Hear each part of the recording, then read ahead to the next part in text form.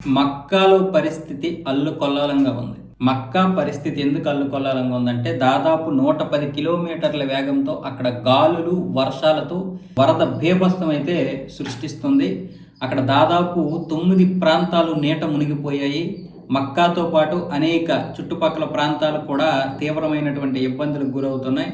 అక్కడ మొత్తం అన్ని కార్యక్రమాలు కూడా రద్దు చేసేశారు. అనేక వందల కార్లు అయితే ఆ నీట తేలిపోతున్నాయి. చాలా వరకు కార్లు కూడా కొట్టుకుపోతున్నాయి. కొన్ని వేల కార్లు కొట్టుకుపోయాయి. ముఖ్యంగా జడ్డా నగరంలో తీవ్రత అత్యంత ఎక్కువగా ఉంది. ఇక్కడ ఈదురుగాలులు, వర్షాలు, వరదలు ముంచెత్తేసాయి. ఆ నగరం మొత్తం కూడా ముంచెత్తేయడం వల్ల మొత్తం 8 ప్రాంతాలకైతే అక్కడ సౌదీ అరేబియా రెడ్ అలర్ట్ అయితే ప్రకటించింది. భారీ నష్టం అయితే ఏర్పడుతుంది. కానీ ఇంకా పరిస్థితి అయితే అదుపులోకి రాలేదు. ఇంకా మరో 2 రోజులు ఈ విధంగానే వర్షాలు ఉండే అవకాశాలు ఉన్నాయి.